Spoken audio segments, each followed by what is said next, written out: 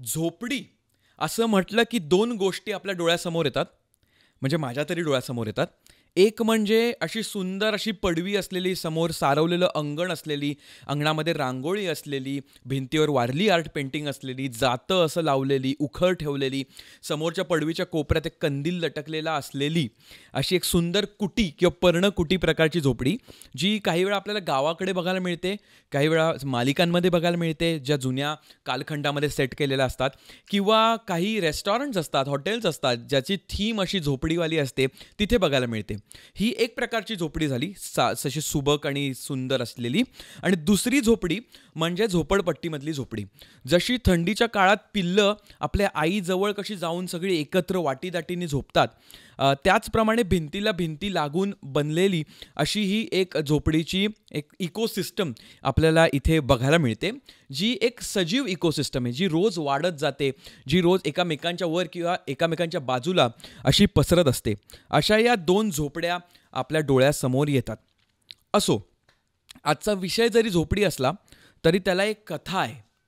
लहानपणी मला खूप अशी इच्छा आणि खूप अशी मला आवड होती, नॅशनल जिओग्राफी ज्युनियर किंवा डिस्कव्हरी किड्स किंवा मेगा मेगा हाऊसेस वगैरे अशा प्रकारच्या ज्या सिरियल्स लागायच्या, त्याच्यात लोक गोष्टी बनवायचे आणि ते बघायला मला खूप मजा यायची. त्याचप्रमाणे आर्ट अटॅक असेल किंवा पोगोवर मॅड असेल, यासुद्धा माझ्या मालिका खूप फेवरेट होत्या. आणि ते बघितल्यानंतर मी खूप असा इन्स्पायर्ड व्हायचो आणि लगेच काय काय सामान गोळा करून बनवायला गोष्टी सुरुवात करायचो. ह्याच अशा एका प्रसंगी एक दिवशी उन्हाळ्याच्या सुट्टीत मला झोपडी बनवायची कल्पना आली. आजचा एपिसोड हा त्याच्याबद्दलच असणार आहे. ह्या एपिसोडमध्ये आपण एक झोपडी बनवली, नाही बनवली, त्याचं काय झालं, ते करताना काय झालं, किंवा त्याच्या आजूबाजूच्या सगळ्या घडामोडी आपण ऐकणार आहोत आजच्या या गोष्टीतनं. तर एवढं बोलून मी तुम्हाला वायफळच्या आजच्या नव्या कोऱ्या एपिसोडमध्ये वेलकम करतो, तुमचं स्वागत करतो. माझं नाव आहे सुयोग आणि ही आहे आपली वायफळ पॉडकास्ट. तुम्ही इथे आलात, खूप बरं वाटलं. एवढं बोलून मी इंट्रो लावतो आणि इंट्रोच्या पल्ल्याड तुम्हाला भेटतो. Let's go. उन्हाळ्याची सुट्टी चालू झाली होती. अजेंडा फारच मोकळा होता. काय करायचं, काय नाही करायचं, कुठे कुठे जायचं, कुठे कुठे खेळायचं, कुठे कुठे उंडारायचं, हे सगळ्या गोष्टी चालू होत्या. काही कझिन भावंड, चुलत भावंड, आत्ते भावंड, मावस भावंड ही सुद्धा मला जॉईन होणार होती, पण त्यांना थोडासा वेळ होता, कारण आत्ताच आमची परीक्षा संपली होती. त्यांची परीक्षा संपून ते मुंबईहून, पुण्याहून, दापोलीकडे कूच करणारच होते. त्याचीही वेगळीच एक उत्सुकता मला लागली होती. अशाच वेळी दुपारी आम्ही जेवून मस्त आमरस वगैरे खाऊन थोडा वेळ सगळे वामकुक्षी घ्यायला गेले होते घरात. मी आपला टी व्ही बघत बसलो होतो. त्याच्यावर नॅशनल जिओग्राफी चॅनलवरचं नॅट जिओ ज्युनियर नावाचं एक सत्र चालू होतं. उन्हाळ्याच्या सुट्ट्या चालू झाल्यामुळे आता त्यांनी संध्याकाळची सत्र आता दुपारपासून लावायला सुरुवात केली होती. ह्या सत्रामधली ती मालिका मला खूपच आवडायची, जिकडे अशी तरुण मुलं, तरुण म्हणजे अशी लहान मुलंच, ग्रुपने एखाद्या जंगलात किंवा आर्क्टिक प्रदेशात किंवा डेझर्टमध्ये, वाळवंटामध्ये एकत्र जमायची आणि त्यांच्या टीम पाडून त्यांना वेगवेगळे असे टास्क दिले जायचे आणि त्यांना ते टास्क पूर्ण करायचे असायचे आणि त्याच्याप्रमाणे ते पुढच्या राऊंडमध्ये जायचे. एलिमिनेशन राऊंड पण असायचे. म्हणजे बिग बॉसच्या धर्तीवरचाच कार्यक्रम होता, बिग बॉसच्या आधीचा. पण त्याच्यात विशिष्ट म्हणजे त्याचं वैशिष्ट्य असं होतं की तिथे लहान मुलं होती, त्यांना एका पर्टिक्युलर सिस्टममध्ये ठेवलं जायचं, जंगल वगैरे प्रकारच्या, आणि तिथे त्यांना गोष्टी करायला लागायच्या. त्याच्यात त्यांना झोपडी बांधायला लागायची, कॅम्पिंगसाठी साहित्य गोळा करून छोटे छोटे कॅम्प्स बनवायला लागायचे. आणि हे सगळं बघत असताना मी खूपच इन्स्पायर झालो होतो त्या दुपारी हे बघता बघता. त्यामुळे मला ही कल्पना आली की आपण पण एक झोपडी बनवूया. म्हणून मी लगेच गुपचूप टी व्ही बंद केला. आजोबा माझ्यावर टी व्ही बघता बघता सोफ्यावरती असे मान खाली घालून झोपी गेले होते.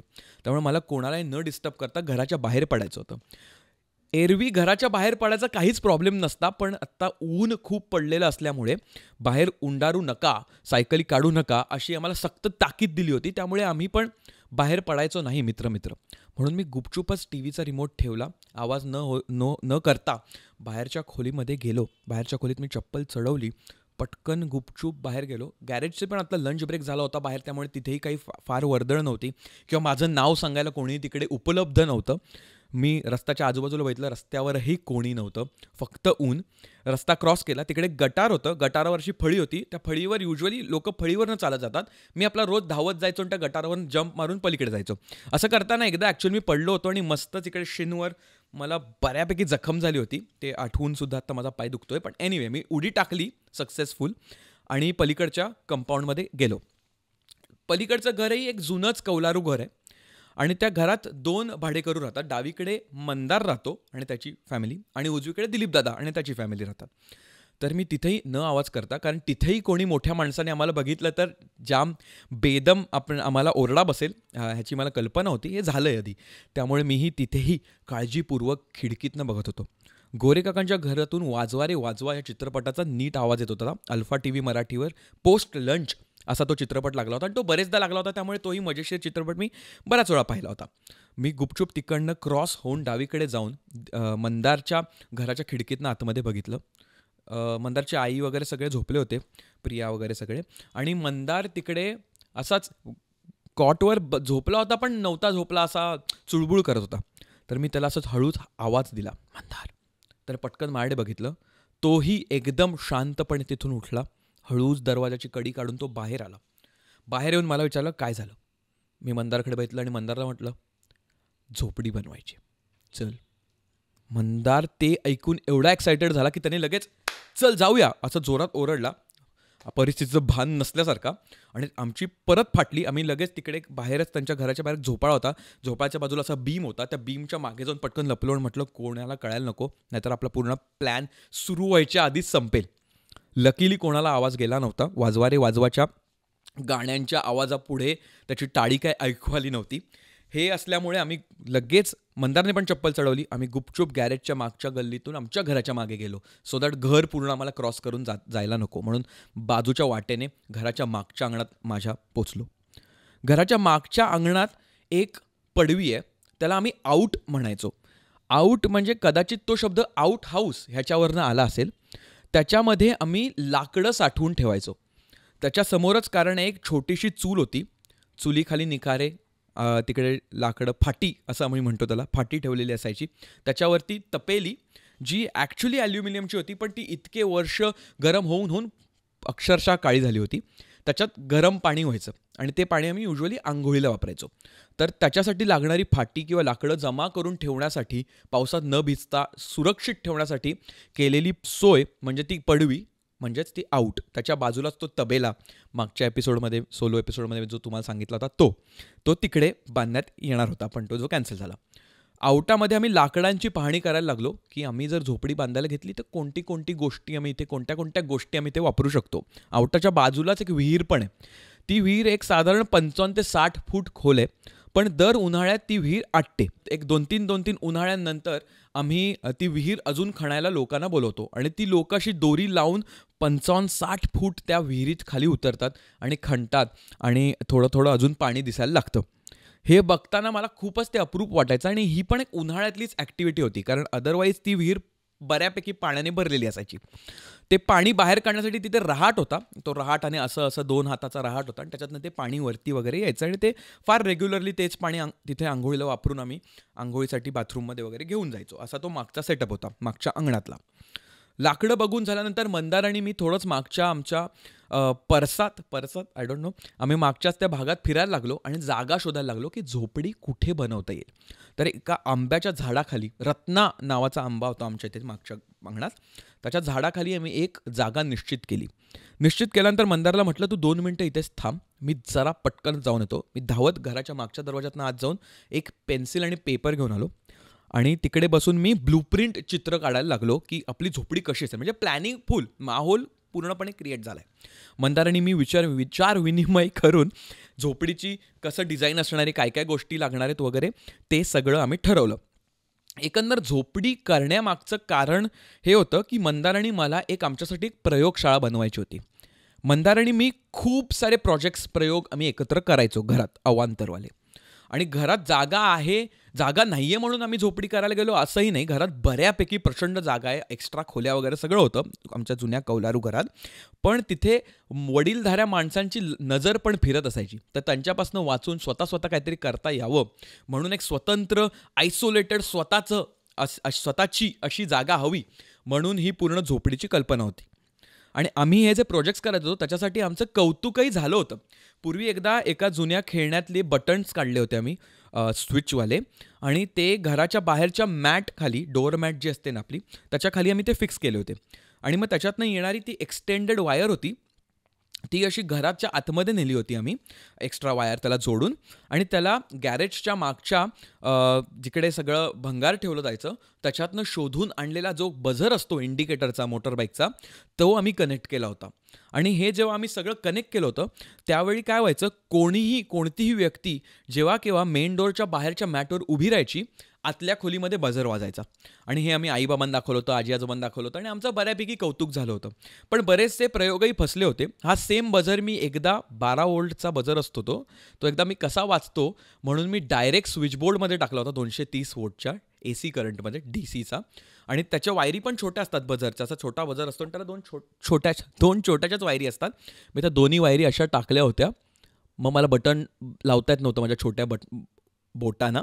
मी काढलं आणि बटन दाबलं आणि दोन्ही वायरी टाकल्या, आणि तो माझ्या तोंडावरच बऱ्यापैकी फुटला होता. आणि असं त्याचं काळं काळं, म्हणजे कार्टूनमध्ये दाखवतात इतकं नाही, पण समजत होतं काहीतरी गंडलंय. तर असेही प्रयोग झाले होते. आणि हे असं झालं की मग आपल्या अंगाशी येतं आणि मग सगळ्या परमिशन आपल्या कॅन्सल होतात, म्हणून हे व्हायला नको, म्हणून ती झोपडी. त्याच दरम्यान आम्हाला थॉमस अल्वा एडिसन नावाचा धडासुद्धा मराठीत होता. आणि त्याच्यात छोटा थॉमस, टॉमी त्याच्याबद्दलची गोष्ट होती. आणि त्यालाही कसं प्रयोग करायची खूप हौस होती, आणि ते स्वतःला करता यावं आणि त्याचीही काही स्पेस असावी, ह्याच्यासाठी त्यांनी एका रेल्वेचा न वापरत असलेल्या डब्यामध्ये त्याचे सगळे प्रयोग करायला सुरुवात केली होती. तोही एक इन्स्पिरेशन होता. आणि टॉमीच्या बाबतीत काय झालं होतं, फॉस्फरसचा तो एक प्रयोग करत असताना पूर्ण त्या डब्याला त्यांनी आग लावली होती. पण हे आपल्या बाबतीत होऊ नये अशी आमची इच्छा देखील होती. पण कळतं ना, लहान टॉमी जर का ते करू शकतो आणि मग त्यांनी बल्बचा शोध वगैरे लावला, तर आम्ही आपले इन्स्पायर्ड होऊन, मंदार आणि मी पण, आपण आपली झोपडी बनवू, आग नको लावूया, पण काही ना काहीतरी तिकडे बनवू, असं त्या झोपडीमागचं कारण. असं करता करता आता आम्ही लाकडं उचल हे ते करायला सुरुवात केली. थोड्या वेळाने 4-5 वाजता आजोबा आले. आम्हाला विचारलं, बघितलं त्यांनी काय चाललंय लांबनच. त्यांना ते भडकायचा वगैरे काय प्रश्न नव्हता. आम्ही आपलंच काय ते करत होतो. आजोबांनी विचारलं, चहा घेणार का वगैरे. मी कॉफी पित असल्यामुळे मी सांगितलं नाही, मी कॉफी घेतो. मग आईने उठल्यानंतर कॉफी बनवली आणि मग आजोबांनी चहा मंदारला दिला, कारण त्याला चहा चालतो. आणि मग मी आईने दिलेली कॉफी असं करत त्या आंब्याच्या झाडाखाली पीत बसलो होतो. त्याच्यानंतर कामं चालू केली आणि मग एक जणं यायला सुरुवात झाली. उन्हाळ्याची सुट्टी असल्यामुळे ओंकार, श्रेयस, नचिकेत, कौशिक ही सगळी मंडळी आली. त्याचबरोबर आमच्या घराच्या मागे ना तौसिफ आणि वसीमचं घर होतं, तर ते दोघंसुद्धा संध्याकाळी जॉईन झाले. आता पूर्ण क्रू घेऊन आम्ही मिशन झोपडी आमची चालू होती आणि त्यांच्या मदतीने एक गोष्टी करायला लागलो. आजोबांना कळलं की आम्हाला छतासाठी काहीतरी लागणार आहे, तर आजोबांनी लगेच तिकडे ताडपत्रीवरची माळ्यावर ठेवली होती, ती आणून दिली की वापरत नाही तर वापरा. मग आम्ही करत करत सगळे मस्त झोपडी बनवायचा कार्यक्रम झाला. पहिल्या दिवशी झोपडी काही संपली नाही. पुढे 2-3 दिवस गेले आणि एक दुसऱ्या-तिसऱ्या दिवशी आमच्या झोपडीने एक शेप घेतला जी पडत नव्हती. कारण बरेचदा आम्ही स्ट्रक्चर बनवत होतो, पण नीट ते मातीत न गाडल्यामुळे ते पडत होतं. काय वेळा ते पूर्ण ताडपत्रीच्या वजनानेच वरचं छत खालती पडलं वगैरे, असं बरंच काय होत होतं. पण तिसऱ्या दिवशी साधारणपणे आमची एक झोपडी दिसायला तरी झोपडी वाटेल, पडवी आणि समोर मस्त सारवले वगैरे तशी नाही, पण एक स्ट्रक्चर दिसतंय अशी दिसायला लागली. हे करता करताना मागचा जो तौसिफ आणि वसीम होता ना, त्यांच्या इथे बिल्डिंग रिकन्स्ट्रक्शनचं काम चालू होतं. तर ते करता करताना तिकडे काही गडी मंडळी होती, ती टायलिंगचं काम करत होती एका फ्लॅटचं. तर आम्ही असंच बसलेलो होतो आणि खडे बोचत होते आम्हाला, कारण ते जमिनीवरच होती ना झाडाखाली. तर खडे असे बऱ्यापैकी बोचत होते. तर आमचा विषय झाला की काहीतरी आपण खालती टाकलं पाहिजे, बारदन किंवा गोनपाट किंवा पोतं म्हणतो ॲक्च्युली मी, पण पोतं वगैरे टाकलं पाहिजे. तेव्हा आमच्यापैकीच एका व्यक्तीला अशी कल्पना सुचली की समोर जे टाईल्स लावतात ना, ते गडी काका साधारण 5 वाजता घरी जातात, पण टाईल्सचे बॉक्स तिकडेच असतात. तर आपण टायलिंग करूया ना आपल्या झोपडीचं. मी म्हटलं, अरे ह्याच्यामुळे तर आपल्या झोपडीची जी क्वालिटी ती एवढी बाप होईल, खूप चांगली कल्पना आहे, आपण हे करूया. मग त्या दिवशी आम्ही झोपडीतच बसून राहिलो. 5 वाजले, 5:30 वाजले. 5:30च्या दरम्यान ते गडी मंडळी होती ती निघायला लागली. मग आम्ही बांधावर चढून पलीकडे उडी टाकली आणि हळूहळू अशी रांग बनवली आणि अशा एक ते विटा कशा पास करतात कन्स्ट्रक्शनच्या कामाच्या वेळी, त्याचप्रमाणे आम्ही टाईल्स ट्रान्सफर करायला सुरुवात केली.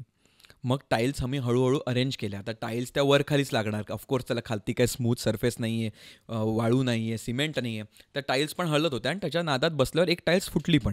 म्हटलं ठीक आहे, अख्खा बॉक्स आहे आपल्याकडे, काय फरक पडतो, म्हणून अजून एक टाईल्स आम्ही लावले. आणि हे करून झाल्यानंतर आम्ही फुल एन्जॉय वगैरे केलं. लिंबू सरबत वगैरे घरातनं आणून पिऊन बसून तिकडे प्यायलो वगैरे. फुल झोन तयार झाला होता, माहोलच झाला होता आणि खुश होऊन आम्ही घरी गेलो.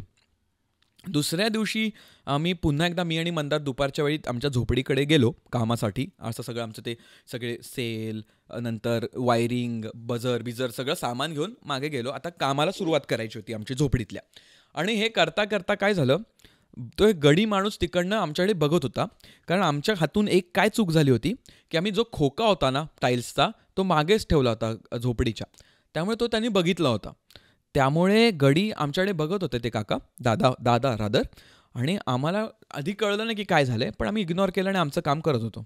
मग मध्येच ब्रेक घ्यायला आम्ही घरात गेलो, कारण ते जरा ताडपत्री वगैरे तापत होती उन्हामुळे. म्हणून जरा आम्ही घामाघूमच होतो. आम्हाला असं वाटत होतं की आमची प्रायव्हेट स्पेस आहे, लॅब आहे आमची ही अशी एकदम भारी. पण घामाघूम झाल्यामुळे आम्ही ब्रेक घेऊन घरात गेलो थोडा वेळ. तेव्हा तो गडी माणूस बांधावरनं कदाचित आला आणि पाहणी करून गेला असं मला वाटतंय. कारण आम्ही जेव्हा परत आलो, त्याच्यानंतर परत आल्यानंतर बाकीचे मित्र पण संध्याकाळच्या वेळी जॉईन झाले आणि आम्ही सगळे तिकडे बसलो होतो. आणि अचानक ज्या काकांचं घराचं काम चालू होतं, ते काका आणि माझे बाबा असे मागच्या अंगणातनं झोपडीकडे येताना मला दिसले. आम्हाला वाटलं की वा, त्यांनी कदाचित ते बघायला आले असतील त्यांचं घराचं काम कसं चाललंय आणि त्यांना तिकडनं आपली झोपडी दिसली असेल आणि त्यांना वाटलं असेल अरे का मस्त झोपडी मुलांनी बनवली आहे, चला जाऊन बघून येऊया, म्हणून ते आले असावेत. म्हणून आम्ही पण थोडे नर्वस खुश झालो आणि बाबांना वगैरे टाकलं, बाबा बघा बघा आमची झोपडी बघा, हे बघा ते बघा. त्या काकानं पण बोलवलं. काका आतमध्ये आले, ताडपत्रीचा दरवाजा होता तसा बाजूला केला आणि खालती बघितलं आणि मग बाबांकडे बघून ते म्हणाले की हो हे बघा. आणि मग माझ्या लक्षात आलं की काका झोपडीसाठी नाही, त्यांच्या फरशांसाठी आलेले आहेत. हे बघितल्यानंतर आमची तिथेच धांदल उडाली. फुल तंतरलो आम्ही आणि एकामेकाकडे बघायला लागलो. एकामेकांकडे बोटं दाखवण्यात काहीच अर्थ नव्हता. लगेच आम्ही म्हटलं की हां, ते तिकडे बाहेर होत्या ना, आम्हाला वाटलं तुमच्या वापरून झाल्या होत्या, टाकायच्या होत्या, म्हणून मी त्या वापरल्या फरशा वगैरे असं रिझन दिलं. बाबा थोडेफार ओरडले आणि म्हणाले त्या सगळ्या एकत्र करा, खोक्यात टाका आणि परत नेऊन द्या काकांना. मग हे झाल्यानंतर मी आणि माझ्या मित्रांनी लगेच त्या फरशा उचलायला सुरुवात केली, खोक्यामध्ये टाकल्या आणि मग पुन्हा एकदा ती अशी शृंखला आम्ही साखळी बनवली, मानवी साखळी, आणि फरशा परत न्यायला सुरुवात केली. काका तिकडेच उभे होते ज्यांचं घर होतं ते, आणि ते आता थोडे म्हणजे एकदमच भडकले नव्हते, ते शांत झाले होते. कारण त्यांना तसा काही प्रॉब्लेम नव्हता, त्यांना फक्त त्यांच्या फरशा परत हव्या होत्या, कारण त्यांनी बहुतेक त्या मोजून आणल्या होत्या. मग त्यांना फरशा परत दिल्या. मग ते आमच्याकडे बघून जर हसले वगैरे, पण आमचाही जरा मूड गेला. आम्ही जाऊन पुन्हा एकदा त्या झोपडीत जाऊन बसलो. थोडेसे सगळे एकामेकांकडे बघत असे, फुल गिल्टी स्वरूपात असे फुल बॅड ट्रिपवर गेलो होतो आम्ही. आणि हे करत असताना अचानक पडदा पुन्हा उघडला झोपडीचा आणि आतमध्ये आजोबा आले. आजोबांनी विचारलं काय झालं मुलांनो. मग आजोबांना आम्ही सांगितलं की असं असं असं झालं आणि फरशी वगैरेचा प्रॉब्लेम झाला. आजोबा म्हणाले हत्तीच्या एवढंच ना, आपल्या आवटामध्ये ना फळ्या कापून ठेवल्यात, तर त्यातल्या काही फळ्या तुम्ही लावा, त्यामुळे तुम्हाला स्मूथ असं खालती सरफेस मिळेल आणि तुमचा प्रॉब्लेम सॉल्व्ह होईल. खरं तर मला आणि मंदारला त्या पहिल्याच पाहणीत फळ्या दिसल्या होत्या, पण त्या व्यवस्थित कापून ठेवल्यामुळे आणि त्या कदाचित कुठच्या कामासाठी सुतारकाकाने ठेवल्या असतील, तबेला वगैरे माझा म्हणून आणल्या असतील असं मला वाटलं होतं, म्हणून आम्ही त्यांना हात नव्हता लावला, कारण त्या प्रॉपरली कट होत्या. मग आजोबांनी म्हटल्यावर लगेच आम्ही गेलो. सगळ्या मुलांनी फळ्या उचलल्या आणि मस्त फ्लोरिंग, आम्ही वुडन फ्लोरिंग आमच्या झोपडीचं केलं. ते करेपर्यंत पुन्हा एकदा आम्ही सगळे घामाघूम झालो आणि बसलो होतो. मग थोडं असं आता थोडी आम्हाला बरं वाटत होतं की अरे ठीक आहे, म्हणजे फरशा वगैरे गेल्या, पण नाव यावं वुडन फ्लोरिंग वगैरे असा माहोल. ते झाल्यानंतर पुन्हा एकदा पडदा बाजूला झाला आणि पडद्याच्या मागनं असा ट्रे आतमध्ये आला. ट्रेमध्ये छोट्या छोट्या बशा होत्या किंवा ताटल्या होत्या आणि ताटल्यामध्ये गरमागरम चिवडा होता. आजोबांना चिवडा बनवायची हौस खूपच. दरवर्षी दिवाळीच्या वेळी आणि इन जनरलसुद्धा चिवडा आजोबाच बनवायचे घरी. तर आम्ही जेव्हा सगळी उपद्व्याप चालू होता आमचा झोपडीचा, त्यावेळी आजोबा तिकडे चिवडा बनवत होते आणि तो चिवडा आम्हाला त्यांनी ॲज अ गिफ्ट, म्हणजे आता तुम्ही एवढं सगळं सुंदर बांधलं आहे, मध्ये थोडासा प्रॉब्लेम आला पण एक श्रमपरिहार म्हणून आजोबांनी तो चिवडा केला होता. मग आजोबांनाही आम्ही थोडीशी जागा दिली त्या झोपडीत. सगळे असं दाटीवाटीने त्याच पिल्लांप्रमाणे जी आपण सुरुवातीला ज्याच्याबद्दल बोललो होतो तशाच पिल्लांप्रमाणे एकामेकांना असं बिलगून बसलो. मस्त चिवडा खाल्ला. त्यानंतर आईने मस्त कैरीचं पन्हं आणलं आणि मग बाबासुद्धा आले आणि सगळे त्या झोपडीच्या आजूबाजूला, त्या झोपडीत एवढी लोकं राहू शकली नसती, पण झोपडीच्या आजूबाजूला राहून आम्ही मस्तपैकी एक गेट टुगेदर / श्रमपरिहार केला. तर अशी ही आमची झोपडी पुढे 2 ते 3 दिवसच टिकली. नंतर वाऱ्यामुळे त्याची ताडपत्री एका रात्री उडून गेली. मग ते स्ट्रक्चर पण कोलमडलं. आम्हाला काय ती वापरता आली नाही पुढे. त्यामुळे आम्ही सगळं ते पॅकअप केलं आणि पुन्हा एकदा आमचा मोर्चा माझ्या खोलीकडे वळवला घरामध्ये आणि तिकडे आमचे प्रयोग, प्रकल्प, प्रोजेक्ट्स कंटिन्यू ठेवले. आता पुढे येऊन भविष्यामध्ये म्हणजे आत्ता जेव्हा आपण सगळ्या गोष्टी करत असतो किंवा जेव्हा काही बनवायची वगैरे वेळ येते तेव्हा हे जुने ज्या गोष्टी केलेल्या असतात ना त्या पूर्ण कनेक्ट होतात. तर आपण जसे पुढे चाललो आहे ह्या आयुष्यात देखील ती क्युरिओसिटी असावी अशी एक खूपच इच्छा असते. जसं मी म्हटलं तर लहानपणी ज्या कल्पना आपल्याला येतात त्या आपण उचलायचो आणि करून टाकायचो. तीच ऊर्जा आपल्याला पुन्हा एकदा मिळो आणि आपल्यातला तो जो इनर चाइल्ड आहे तो पुन्हा एकदा जागृत अशी मी एक आशा बाळगतो आणि आजचा एपिसोड इथेच संपला असं घोषित करतो. इथपर्यंत आल्याबद्दल धन्यवाद. तुम्हाला ही गोष्ट आवडली, नाही आवडली, जे आवडलं आहे किंवा जे नाही आवडलं आहे ते कॉमेंट्समध्ये आम्हाला नक्की कळवा. तुमचा या सपोर्टबद्दल, तुमच्या या अमेझिंग कमेंट्स आणि इनबॉक्सबद्दल आम्ही खूपच ऋणी आहोत. तर ते प्रेम सतत राहू द्या. त्याचबरोबर आपला वायफळ पत्रव्यवहारही चालू आहे. जर तुम्हाला आमच्या पत्रव्यवहाराचा भाग व्हायचा असेल तर त्याची लिंक ह्या एपिसोडच्या डिस्क्रिप्शनमध्ये किंवा आपल्या इंस्टाग्रामच्या बायोमध्ये टाकून ठेवली आहे. तो छोटासा एक फॉर्म भरा आणि आमची पत्र तुम्हाला मिळत राहतील. एवढं बोलून मी आजचा एपिसोड संपवतो आणि तुम्हाला पुढच्या एपिसोडमध्ये, गेस्ट एपिसोडमध्ये लवकरच भेटतो. जर का तुम्हाला हिंट हवी असेल की पुढच्या एपिसोडमध्ये कोण येणार आहे आणि बिफोर दॅट हिंट जर का तुम्ही आत्तापर्यंत या एपिसोडमध्ये असाल, तुम्ही हे बघितलं असाल तर कॉमेंट्समध्ये जाऊन टाका. कोणता शब्द टाकता येईल? आऊट हा शब्द टाका. आऊट हाऊसबद्दल होतं ना सुरुवात आपल्या गोष्टीची. तर आऊट OUT टाकलात तरी चालेल. हे कॉमेंटमध्ये टाका म्हणजे आम्हाला कळेल की तुम्ही इथपर्यंत आला होतात आणि एवढी गोष्ट तुम्ही डेफिनेटली ऐकलीत. तर तुमचे आऊट्स बघायला आम्हाला खूपच आवडेल. आणि hint of the next episodes, next guest is स्वराज्य हा माझा जन्मसिद्ध हक्क आहे आणि तो मी मिळवणारच. आता या हिंटवरनं देखील तुम्हाला जर कळलं असेल कोण येतं आहे आणि तुम्ही जर इंस्टाग्रामवर फॉलो करता तर तुम्हाला कदाचित माहितीच आहे, पण हिंटवरनं कळलं असेल जर कोण येतं आहे तेही कॉमेंटमध्ये टाका. त्या गेस्टबरोबर आम्ही तुम्हाला लवकरच भेटू.